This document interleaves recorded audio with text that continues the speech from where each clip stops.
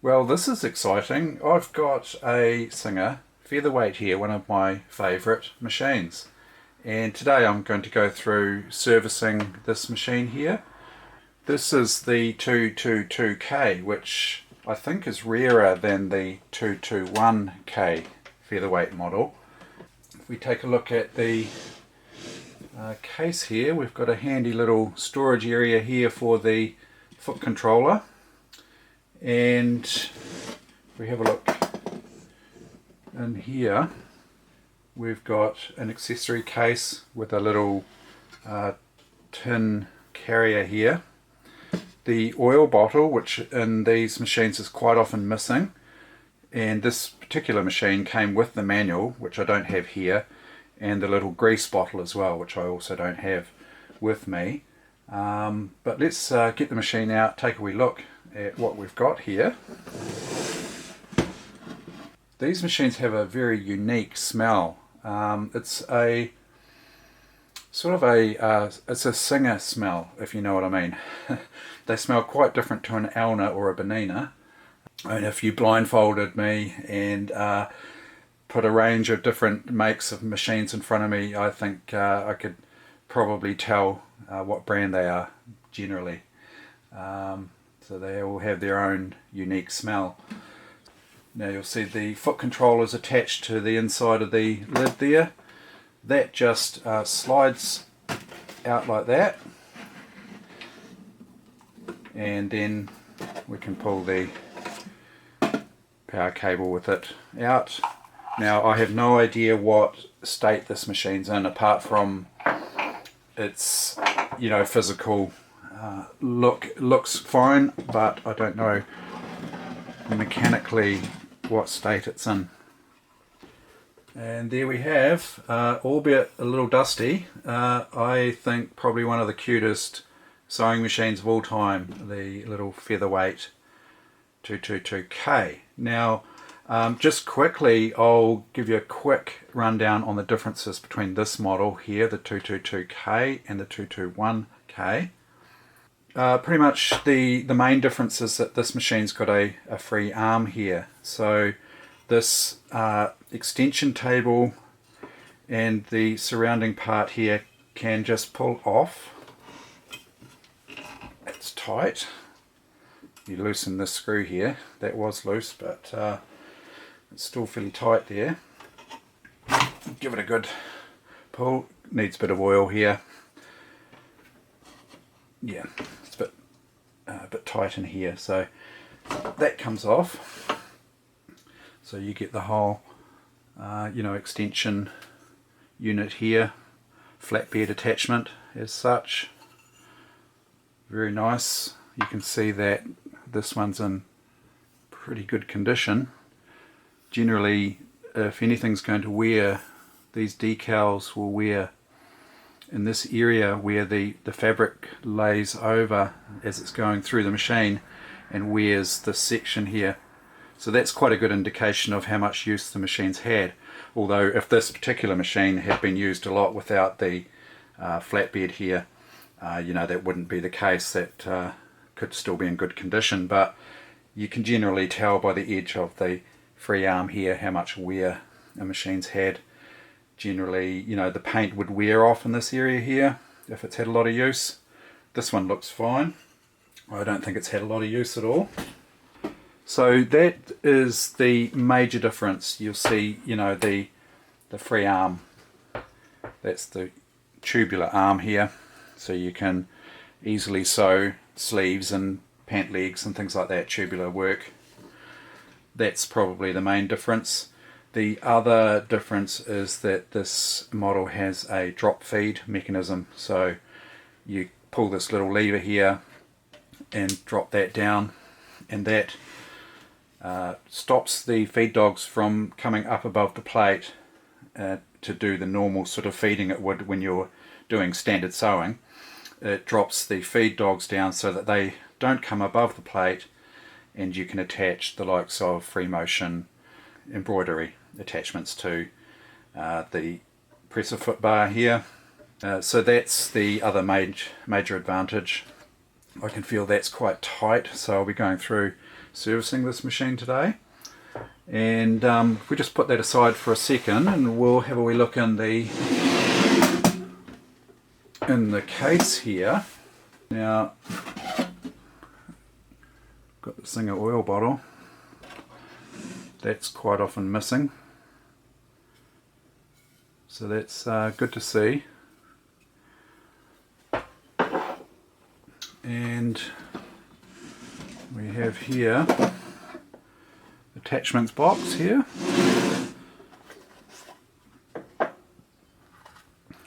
There's a little drawstring bag there. Looks like someone may have made that.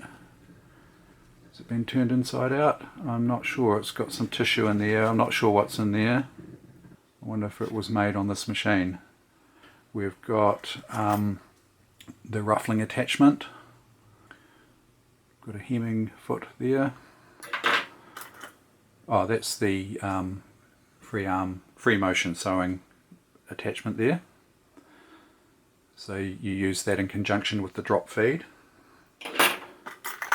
The screwdriver, broken screwdriver. The keys, that's handy. So you can lock your machine away nice and safe. Stop the kids from getting into it. There's a wide hemming attachment. Another roll hem attachment.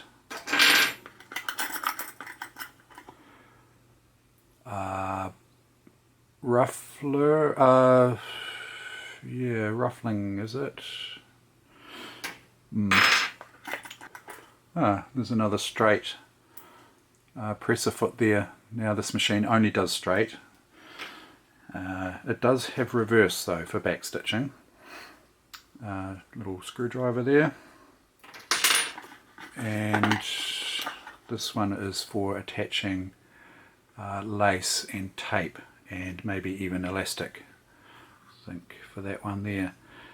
And that's all that's in the box there. If we have a look here, I'm pretty sure this metal tray here can be removed. It doesn't want to come out. Quite often that's missing as well. You quite often don't see them with this tray, so that's really good to see. It's in reasonable condition. There's a little bit of fabric sort of lifting off the side here. It's reasonably good condition. The case itself, it looks pretty good. It's a little bit of staining. Well, I don't know if that'll clean off or not. Yep, looks in pretty good condition. This is just lifting away slightly here. That could be repaired. So yeah, looks in pretty good nick. The case is good. Righto, so the first thing that I would do when assessing a machine like this is probably the most important part would actually be the state of the foot controller and the cable. So when it comes to like the electrical side of things, you really want to have a good look at the state of the likes of the foot controller, just to make sure there's no cracks or pieces that may break away and fall off if it's been dropped and broken. You definitely don't want pieces coming off this unit here, because that could expose live wires down there. Check the state of the foot controller itself. If there's any cracking or bits that look like they may fall off, get it to your mechanic, or get someone to maybe repair, glue up the broken parts there. That looks okay. Yeah, the thing with this era of sewing machine is that quite often they'll have a rubberized insulation on the power cable there. So it's a good idea just to visually inspect that cable, and even just run your hands. Make sure you do this when it's not plugged in. You don't want this plugged in while you do this. Rub your hands along feel for any imperfections or cuts or nicks and whatnot in that cable, and you know, visually inspect it. So just have a good eyeball on that one. Look for perishing, you know, the breaking down of that insulation is really what you're looking for. That insulation needs to be in very good condition to make it safe. And then this is the plug that plugs into the side of the machine itself. Just inspect that for cracks and bits and pieces that may come apart. There's 2 screws here that go right through to a couple of nuts on the other side there. Make sure they're in good condition. Make sure that all of this is intact and there's no broken pieces off this area here. There's live cable terminals down here, so you want that to be in good condition. And then just carry on checking the cable right up to the plug there. You want to make sure there's no insulation pulled back in this area here.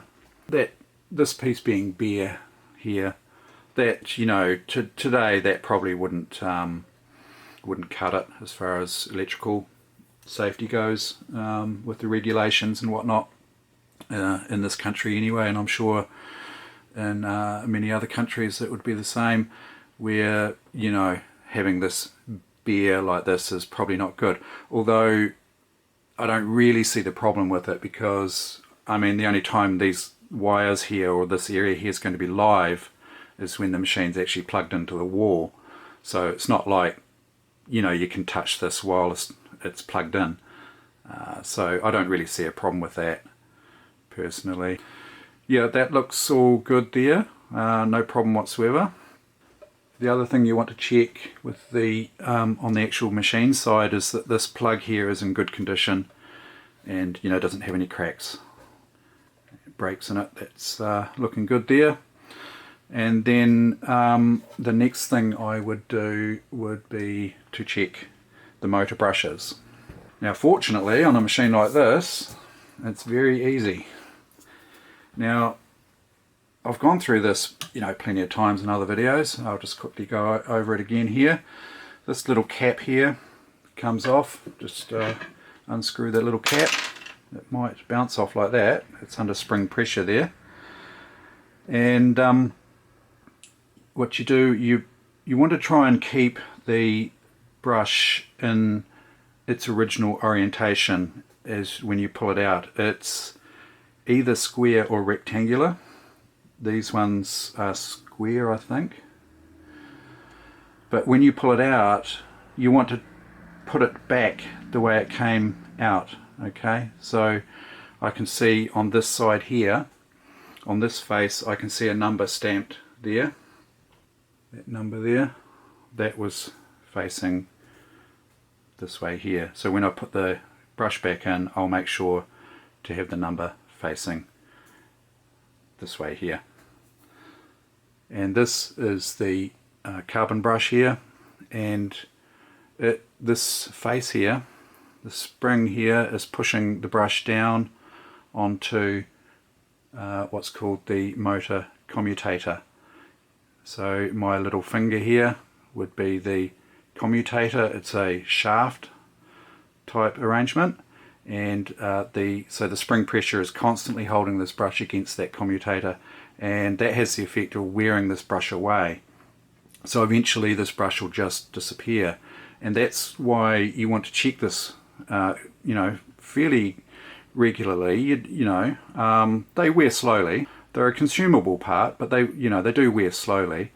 But you want to catch this, you know, when it gets down, you know, sort of near that number 2. I'm not sure if you can see the number 2 there, but you know, you want to get that when it's wears down to about there. You know, it's getting to the point where it's getting fairly close to the spring there.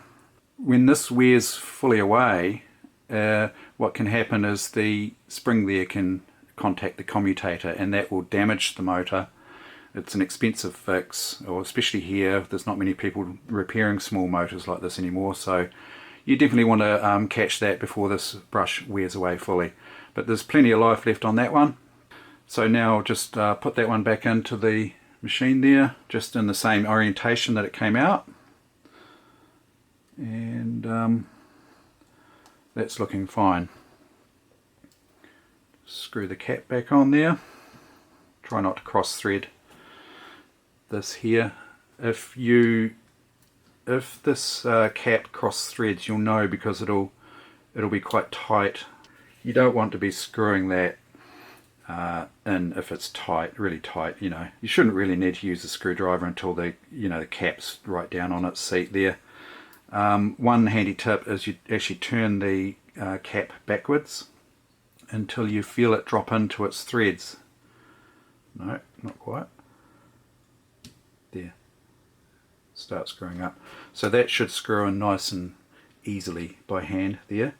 And then just you don't need to tighten this much. Just a very slight nip up there with the screwdriver. Now there's another brush on the bottom, and you can access that through this hole here. So you can do the same thing there. And just remember, we're doing all this with the machine unplugged. And then on the bottom here, just have a look in here. We can take this little thumb screw here, it's a nut, take that off, and that gives us access under this plate, bottom plate here. Yeah, it's a little bit awkward. It's just catching on the screw threads there. There we go. We'll just have a wee look under this plate here, because I think there may be a capacitor in there that's quite tight.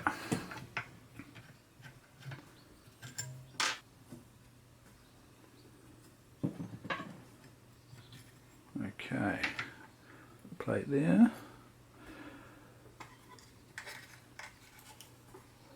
No, there is no capacitor in there by the look of that. I'm pretty sure that the 221K model Featherweight has a capacitor in there, in this area here. You can, while you're there, just pull this little insulator away and you can inspect the wiring down in there. That looks fine. It's not perished at all. And we'll leave the bottom plate off here because I want to get in here and do some oiling. I'll show you the oil points there later on. Okay, and we've got a screw here on the bottom of the arm there, and ooh, that's tight. I'll just put this on a piece of fabric there to protect the machine. I'll get the screw undone here, it's quite tight.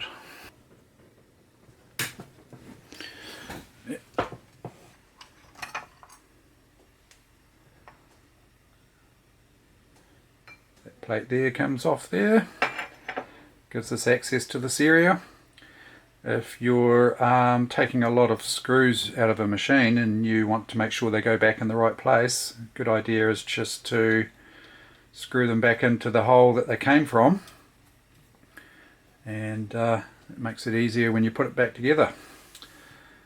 Okay, so let's get the rest of the bits and pieces off that we need to get to do the servicing. We'll take the faceplate off here, just a thumb screw here. Just be careful with the take up lever here. There's a slot in the front there, just move the faceplate forward around the lever. You can see it's a nice pinstripe design there, quite fancy. We'll take the presser foot off, just undo the thumb screw there part way, and angle the foot to the right there, and that should just pop off like that. Remove the needle, and we'll remove the plate here. Throat plate, that is, or some people call it a needle plate, but generally I call it a throat plate. There's the two screws here on this end here, and then just the one screw on the right side here.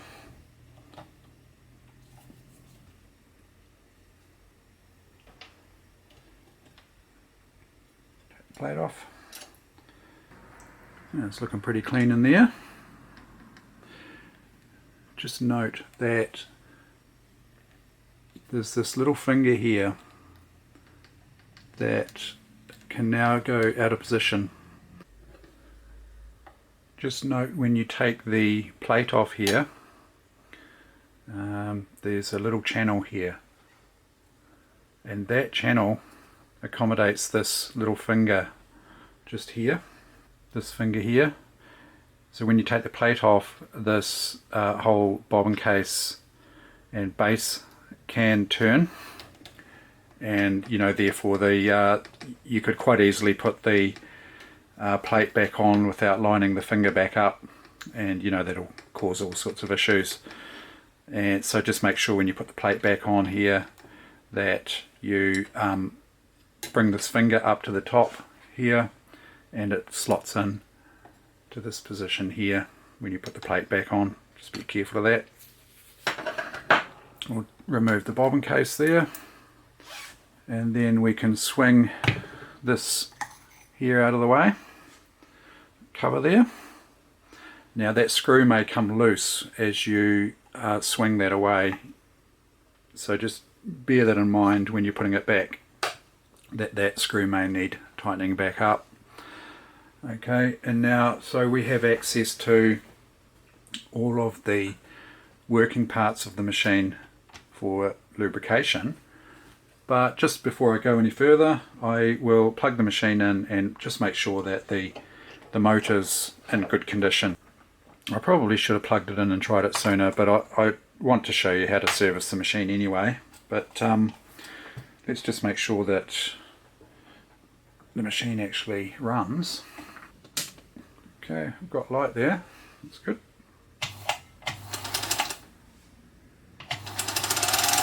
It seems, yeah, that's nice and strong.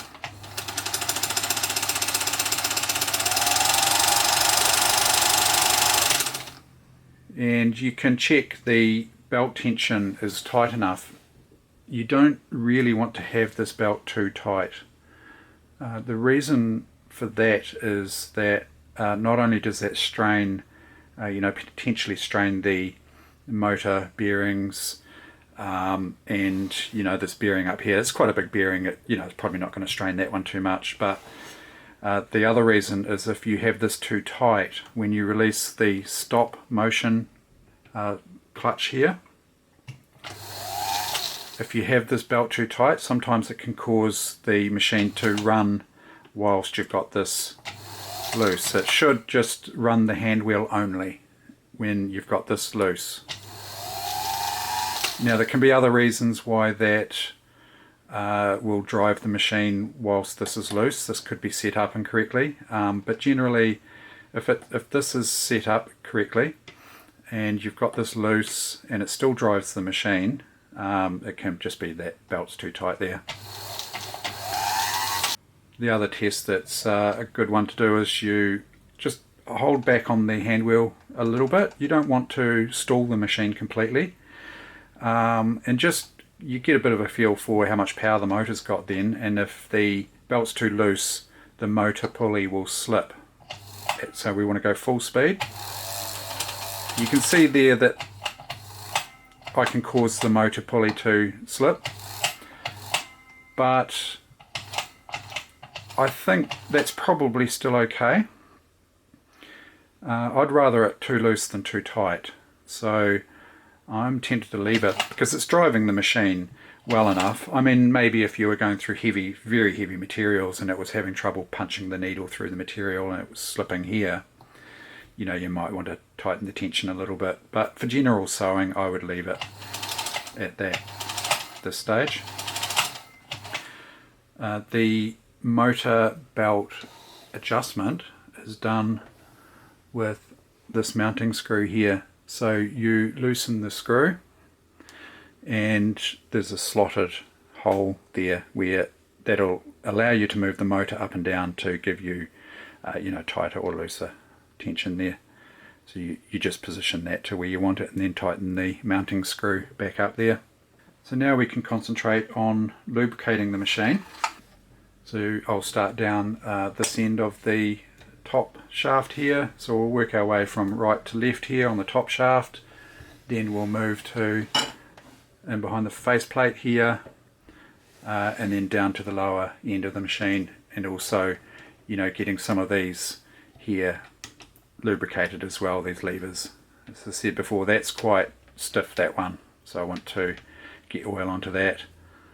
So let's lubricate the stop motion clutch can be lubricated without having to take all of this apart. Generally you can get if you've got an oil bottle with a spout like this, you can get it around the back there, and pretty much you just want to get oil in between this knob here and the hand wheel, and that will work its way down and onto the shaft and eventually through the bearing there. So that's the first place to try. This is just a standard sewing machine oil. So let's get a drop down there. If you find that this stop motion clutch is binding up because you suspect it's dry, you can take this whole knob here off, and there's a ring in behind there, and you can slip the belt off and pull the hand wheel off and lubricate it. I won't go through that in this video. I might do a separate video showing that. But that's got oil onto there. Now you just want to be careful not to put oil near the belt, near the pulleys here. The bobbin winder you need to be a little bit careful of. There's a oil hole for the bobbin winder. You do need to be a little bit careful here, because too much oil will cause the oil to start sort of spraying out onto this wheel here. So just a small drop in there on the bobbin winder shaft should be fine. I would also be tempted to oil this area here, just where the bobbin winder pivots, just both sides of that screw there and this bearing surface here. A little bit of oil there. That is a force fit. It's designed to be quite stiff. That's normal, but I don't think a bit of oil is going to hurt there. And you don't want that completely binding up, so I'm sure a little bit of oil will be fine in there. And then we've got the main bearing here. Just get oil into there. And we've got this cam here, another cam here, and a gear here. So oil on the cam, those two cams there.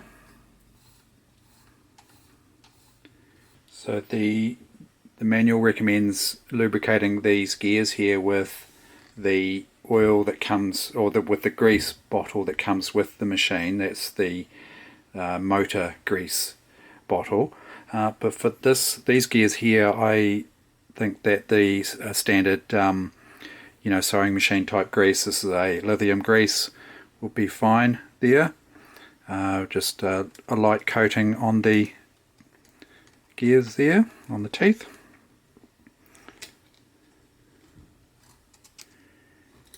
Just one revolution there, just smear the grease on there.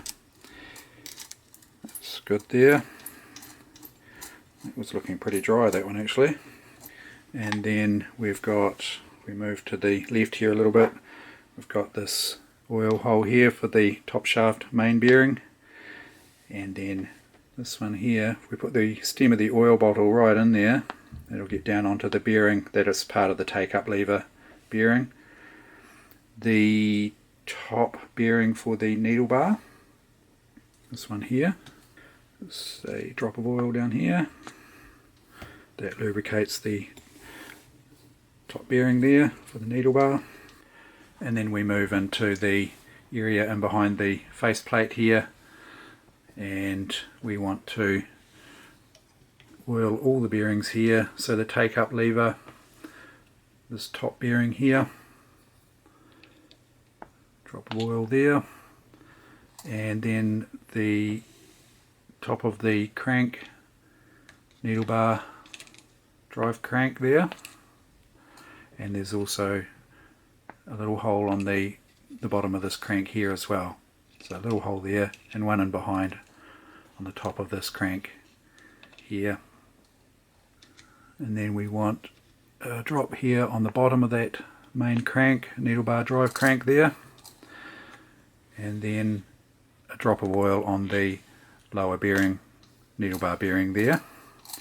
Also the lower bearing of the pressure bar there, and I would be tempted to put oil in here as well, and also the presser foot lifter. There's a little slider at the back there, bit of oil there, maybe just on the top of this little cam here. If we bring the presser foot right up, just in this area here to get the hinges really for this presser foot lifter lever. Maybe just a bit there. I would also oil this tension release mechanism here. You can see that moving. Just a little bit of oil there will be fine. I'll come around the back here. We've got two holes here. They're the main bearing access holes there for the two main bearings on this vertical shaft here. So fairly important to get those. One there and one there. And just it doesn't show it in the manual there, but just on through the top here I'd be tempted to get to these little cranks here.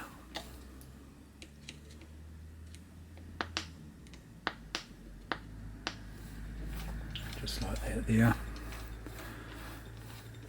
And then if we tip the machine onto its back there, so I'll get you a closer look here. This is we'll be starting in this area here, the right hand side of the underside. Oil point here, one here, one here, one there. That's the right hand side there, oiling point's done, and then the gear here will grease the gear.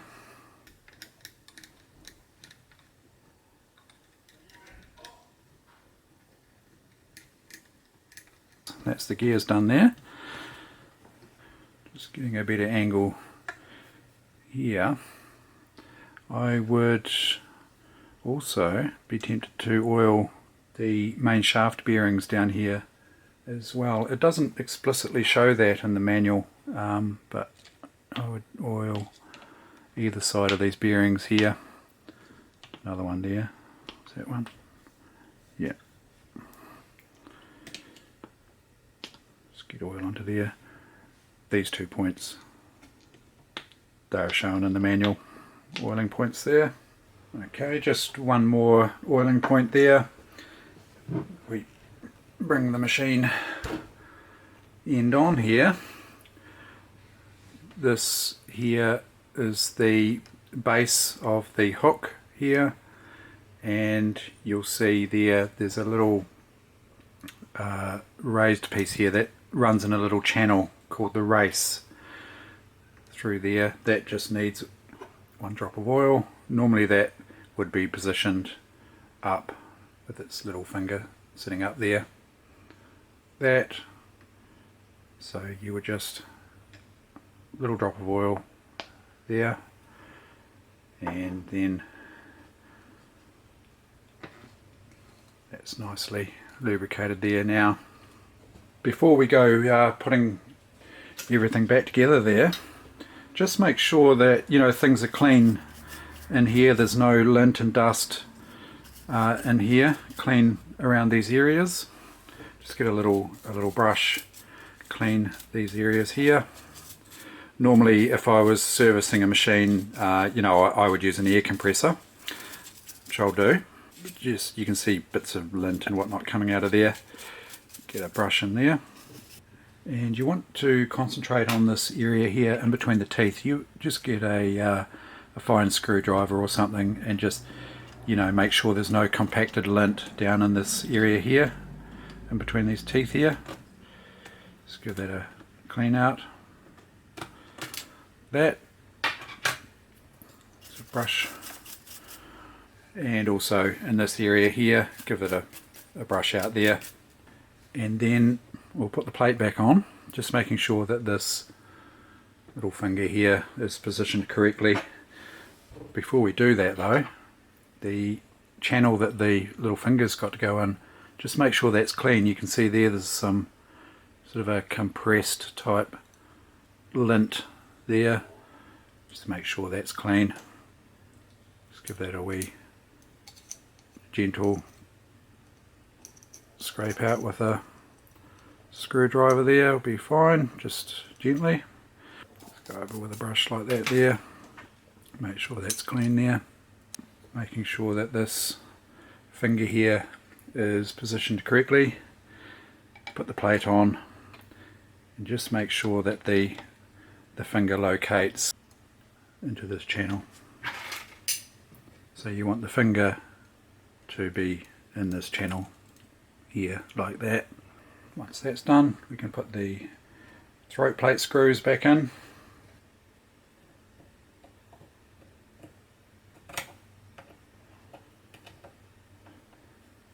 And you may have noticed there I was doing a similar thing I did with the motor brush cap. And that was turning the machine screws backwards just to get them seated squarely, and then less chance of cross threading then.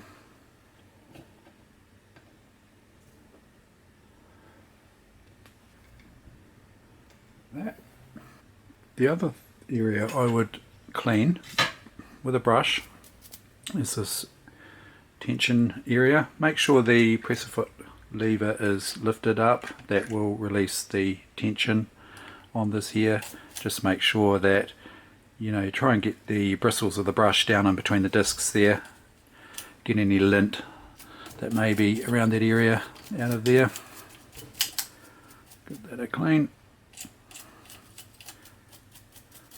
The manual actually shows you how to fully disassemble the tension assembly here. I won't go through that in this video. But yeah, that gives me ideas for future videos, things like that. Let's put the base back on.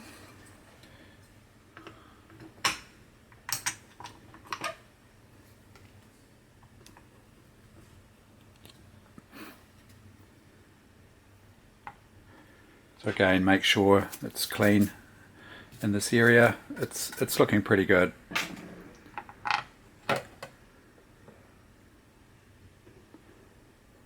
Screw that back in there. Just do that up finger tight. And then we'll put the faceplate back on there. Just remembering to put the take-up lever through this slot here. And line up the hole. Do that there up. While we're here, we might as well go ahead and just give the machine a wipe down. I'm not using any cleaning products on the machine at this stage.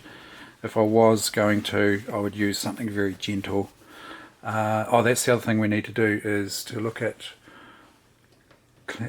oiling these levers here to get them turning or levering a little bit better.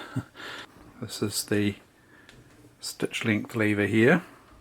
You can see this screw here turning. I think if we get oil onto that outside of that screw there, that will be a start, getting this one freed up a little bit. It's not too bad, it's free enough. And maybe just if we get oil down in through the slot there to try and get it onto the bearing there. I'll just angle the machine back and get oil down the side there.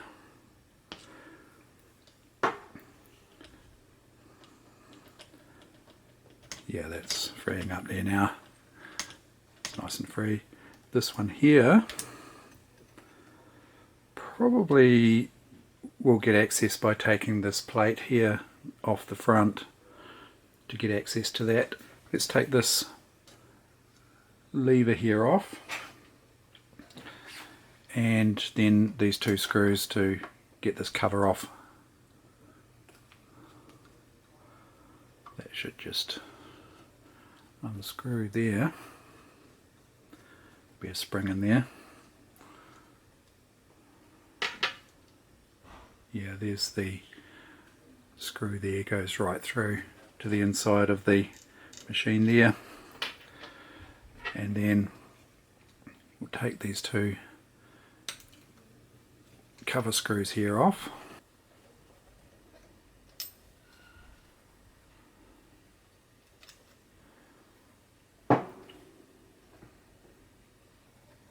Yeah, that gives me better access there to get the oil can into there.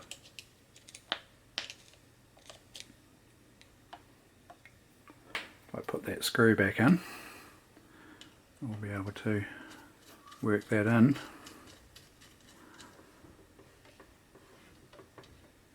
Yeah, I can see the bearings that need oiling there, just down in here. Basically anything that moves in there I would get oil onto.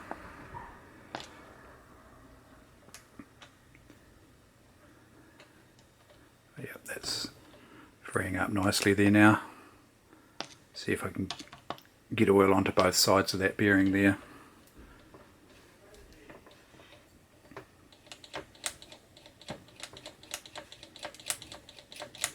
Yep, that's good there now. So there's, you know, a couple of wee areas there that you need to oil that's not specifically shown in the manual. So, you know, sometimes it just takes a little bit of investigation, a bit of a clean. That could do with a polish up. I won't get too fussy with that at this stage. We'll get that back on there.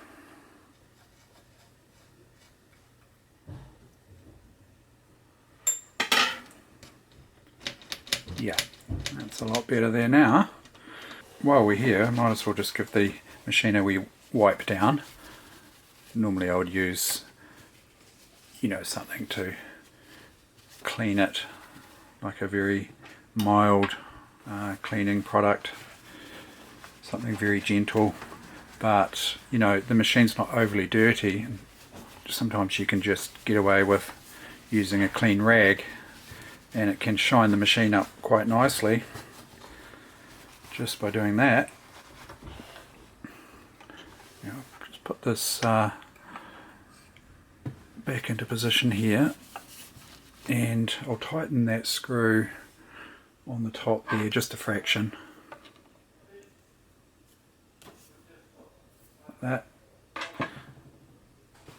and then just a wipe down, general sort of wipe can make a big difference. Get rid of the dust.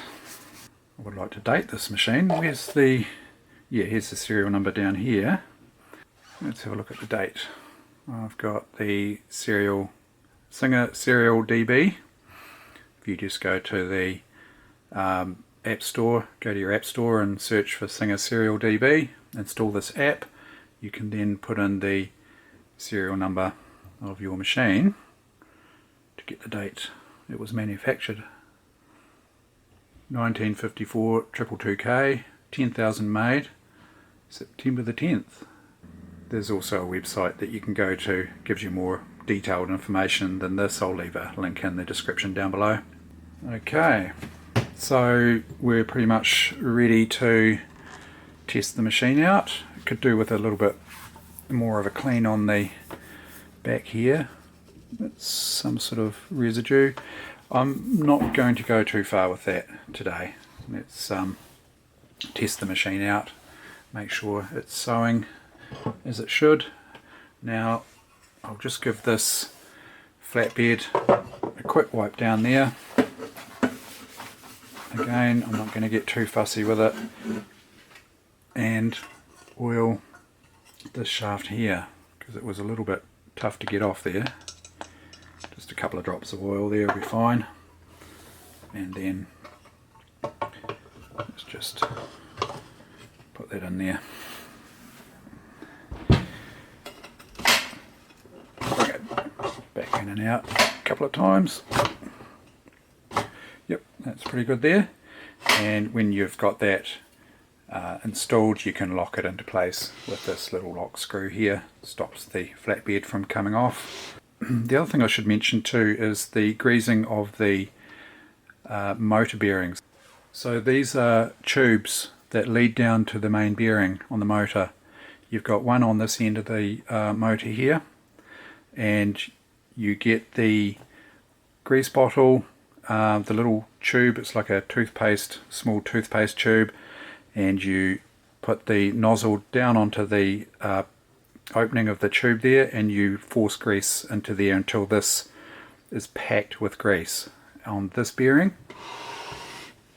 And if we have a look around here, we've got another bearing here, so that needs to be packed with grease as well. And you should only use the special motor grease that comes with the Singer machines.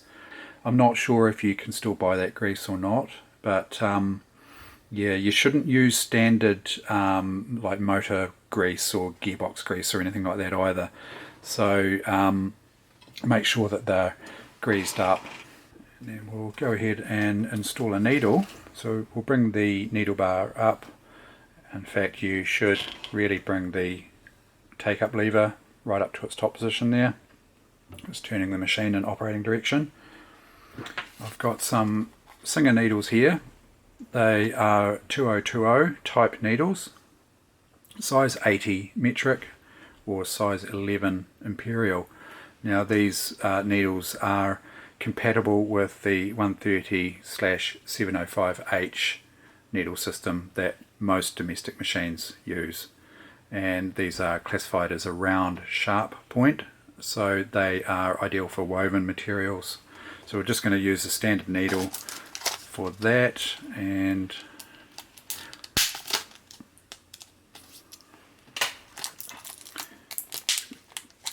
brand new needle. You install the needle on a machine of this model, and the same as the 221K featherweight, with the flat facing the left hand side. So carefully install the needle, being careful not to damage the needle point at all.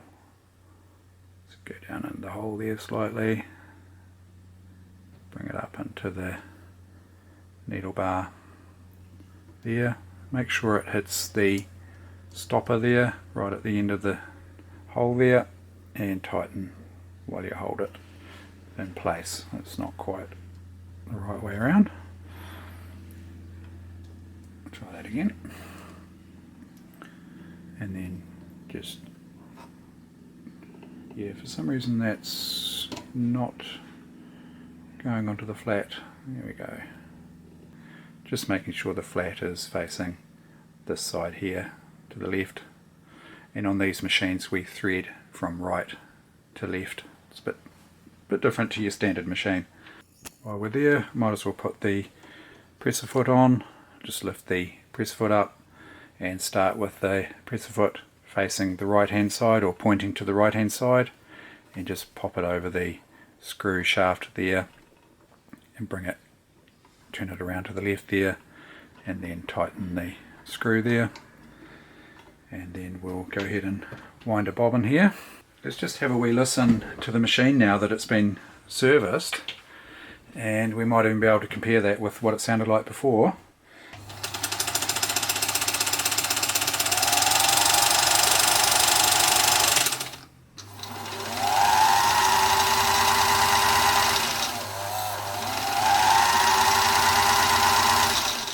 Nice and strong, nice and powerful.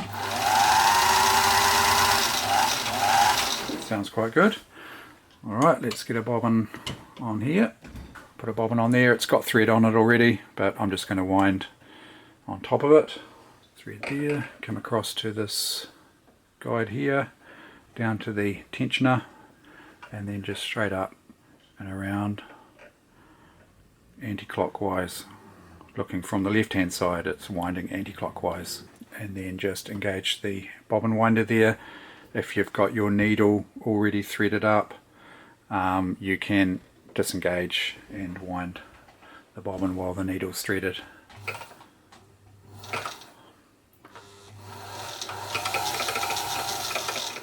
Now it's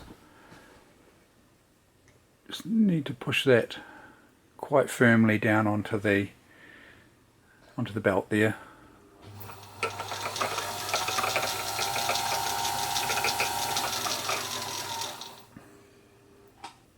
May just need a little clean there. There's a little bit of something on that bobbin winder ring there.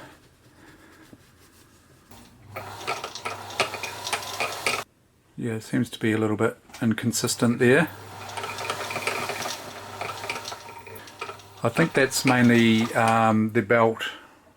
The belt's probably slightly worn, and it's inconsistent thickness, so when it gets to the thicker part it's driving. You know,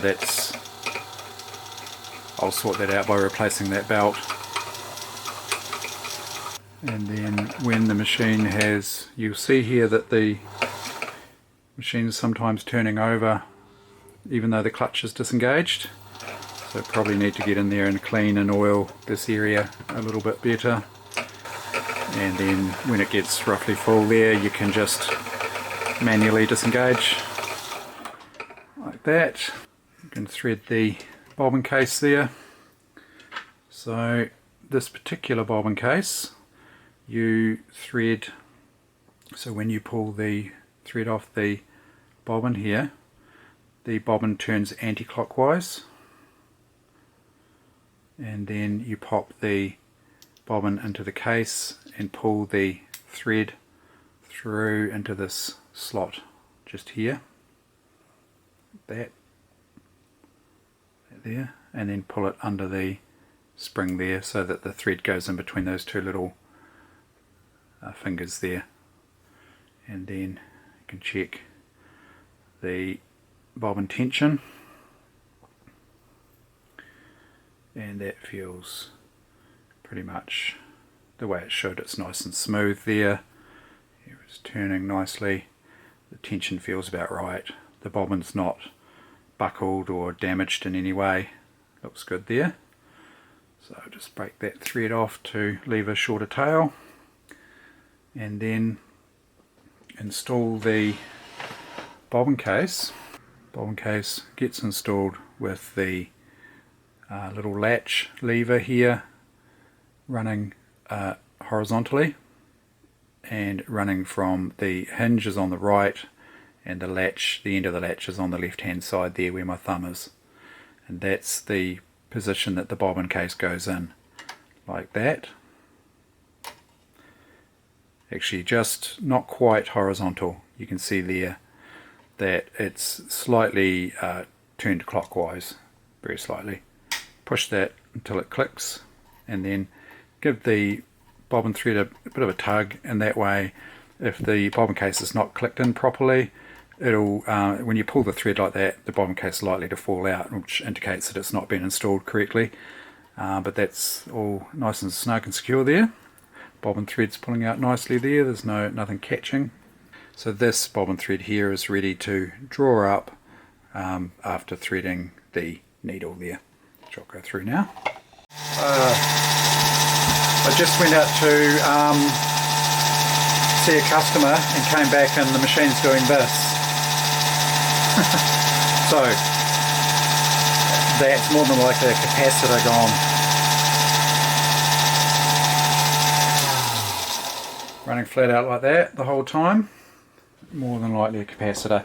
And because we didn't see one in the machine itself, more than likely it will be a capacitor gone in the foot controller here. So I've turned the power off. I'll disconnect the cable there. What happens is the capacitor goes short circuit and just causes the basically the foot controller to be, you know, it's almost like pushing full down on the foot controller. It just shorts straight through and runs at full speed. So that's quite a normal failure mode, that one. So, well, now I can show you the inside of one of these foot controllers and how to get into them. You just 4 screws on the bottom here.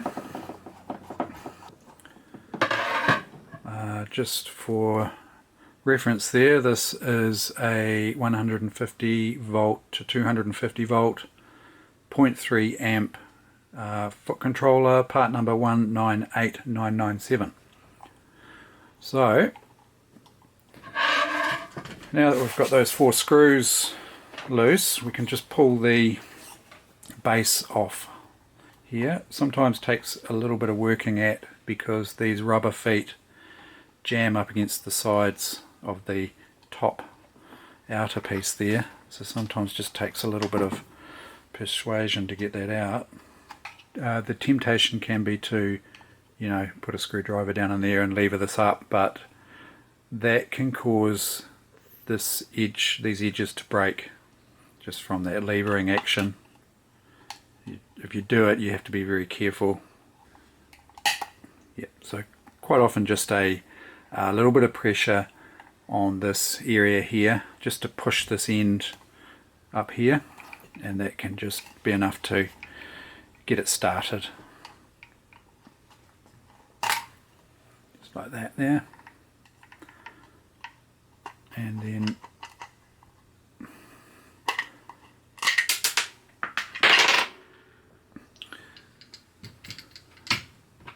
that is the piece that just fell out. That goes in like so.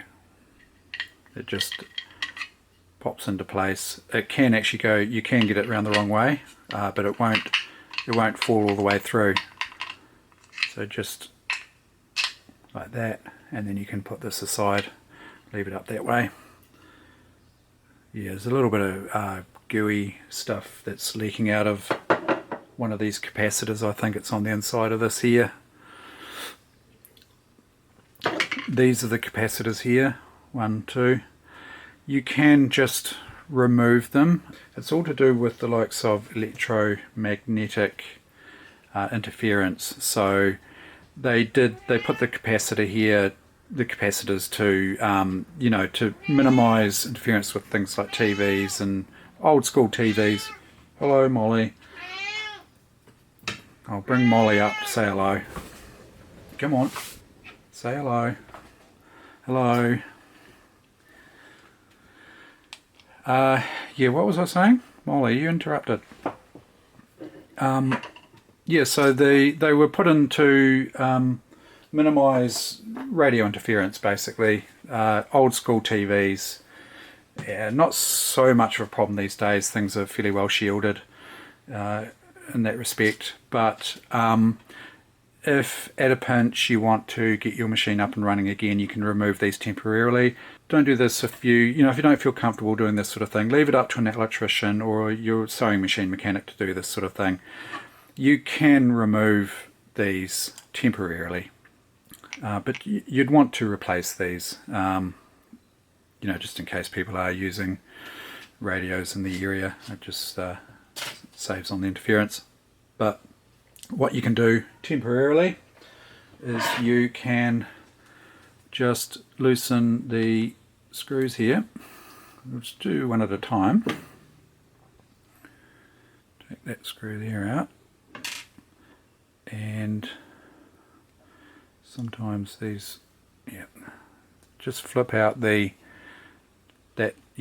terminal with the yellow cables, or the terminal that leads to the capacitors there. Now be careful that that goo, you know, I don't know what that's made of. It could be toxic, I'm not sure. I've heard people mention that some of these old capacitors can be full of a substance that's not too kind. And so I'm just putting the terminal screw back in, and then just do the same with the other one. and I just about guarantee that when we put this back together and plug it back in, that the machine will no longer be running at full speed. You can see that, oh no, Molly, there's had a little blowout here and it's leaked its goo. That will be short circuit, just about guarantee that. So put that out of the way of the cat, and then put the screw back in here.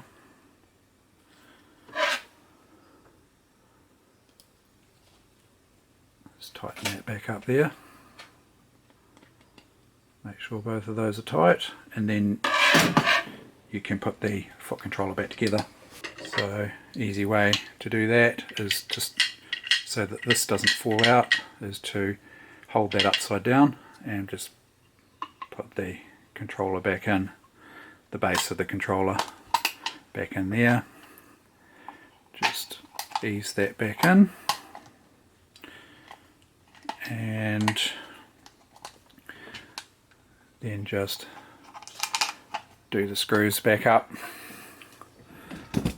Yeah, have a look at Molly for a bit. Hello. Let's do those screws back up there. Okay, it's all back together there now. And if we plug the power back in and turn it on, we should have a machine that's behaving itself again. And we do. So we'll do the top threading here. That's quite a good example of why you should really unplug your machine whenever you're doing anything like changing a needle, you know, threading, working on your machine, things like that. You should really turn the power off, just in case something like that happens. You just never know. Come across to this eyelet here, then straight down in between the discs, the tensioner. I'll just get you a better view of this next part here, and then hold back on the thread here and pull this thread up, straight up, until it pops over this little lever here, over this little finger, and that's how it should look, just like that there. Then come in behind this guide here, bring your take up to the top position, and thread from right to left, like so. Then come down to this next eyelet. You can pull in from behind there, it will pop into the guide there. Then down to and behind this guide, you can come in from left to right and behind here. Same with the next one, and then you want to thread from right to left.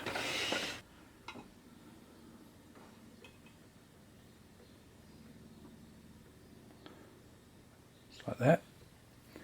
And then I'm going to turn the machine in operating direction whilst holding this thread loosely out to the left here. I'm going to go one full revolution so that the take-up lever here goes down and back up to its top position there.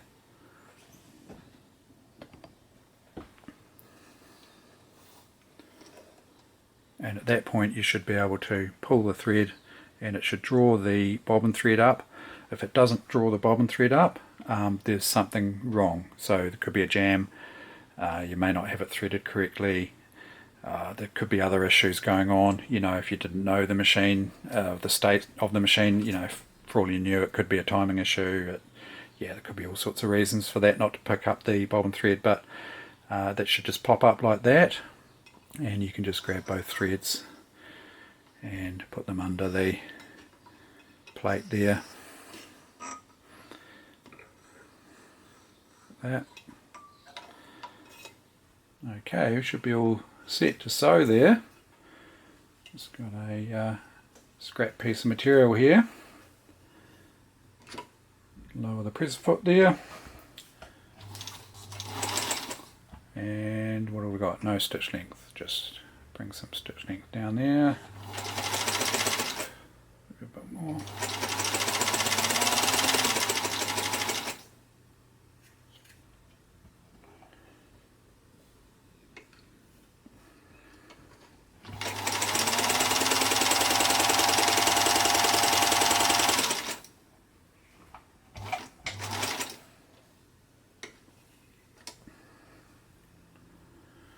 It's looking good there. So successful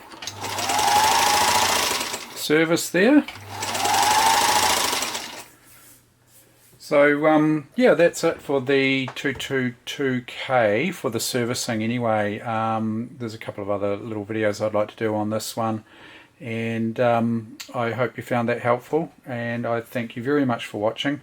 Also my patrons on Patreon, Monique Renee, Patty Crane, Jay Lodgeiger, Anita Swart, and Terry Woods. I thank you all very much for helping to support the channel on Patreon. If you want to know how to support me on Patreon, you can go to patreon.com/sewing machines, all one word. I'll leave you with a few outtakes with Molly helping. So yeah, thanks again for watching. Molly, come on. She's a bit playful today. Okay, I'm trying to show everyone how to thread this machine, Molly. Come on. Right. Come across to that